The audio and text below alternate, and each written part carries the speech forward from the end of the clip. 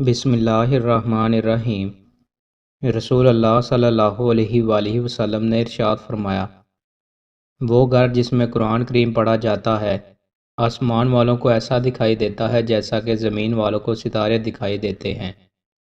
رسول اللہ صلی اللہ علیہ وآلہ وسلم نے ارشاد فرمایا، جو لوگ اللہ کی رضا کے لیے اکٹھے ہو کر اللہ کو یاد کرتے ہیں، آسمان سے ان کے لیے اعلان کر دیا جاتا ہے، چلے جاؤ کہ تمہیں بخشا جا چکا اور تمہارے گناہ بھی نیکیوں میں بدلے جا چکے۔ رسول اللہ صلی اللہ علیہ وآلہ وسلم نے ارشاد فرمایا، مجھے اللہ پر گمان ہے کہ عاشورہ کا روزہ 1 سال قبل کے گناہ مٹا دیتا ہے۔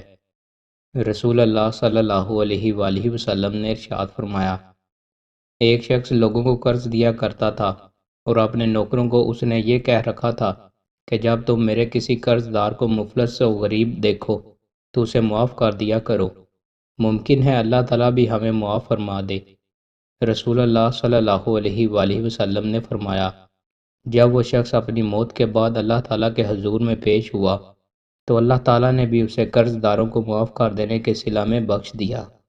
رسول اللہ صلی اللہ علیہ وآلہ وسلم نے ارشاد فرمایا، مومن کو جب موت آتی ہے تو اس کی پیشانی پر پسینہ آ جاتا ہے۔